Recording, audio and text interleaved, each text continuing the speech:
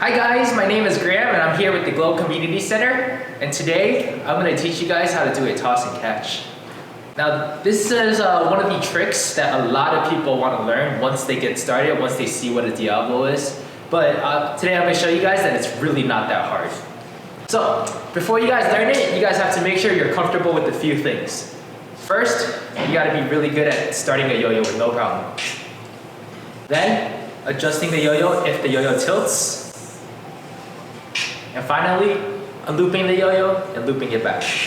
The first step of this trick is you have to unloop the yo-yo.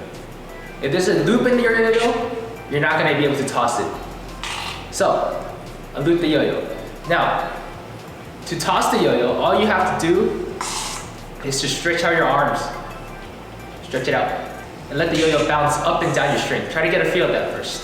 Up and down. It's okay if you can't catch the yo-yo right now. Just get a feel of how it feels like to release the yo-yo. Alright? Do that about 5 to 10 times. Then you could try catching it. A few important things to keep in mind when you're catching a yo-yo. First, your string has to be completely straight. There should be tension on the string. It can't be loose like that. Second, you're going to use the tip of your right hand stick to aim at the center of the yo-yo. Aim at the axle. This is the axle of the yo-yo. You have to use your stick, aim right there. Release, and notice how my string is straight, all right? It's not loose. My string, when I catch, it's straight. Watch as my right hand stick eyes the center of the yo-yo. I follow it all the way through. When you catch the yo-yo, you don't want to catch with the center of the string. You have to catch near your right hand stick, this section of the string. That's where it's going to be most accurate. Once again, toss, aim, and catch. Stretched out string. When you practice, try to do it 10 times with your right hand. Stretch out string, eyeing the center, then switch it on to your left hand. Same thing. Toss it straight up, aim with your left hand down. This part of the string. Common mistakes. The most common one is not having a stretched out string. If your string looks like this, you're not going to catch it. It has to be perfectly stretched out. Second mistake, catching it with the center of the string.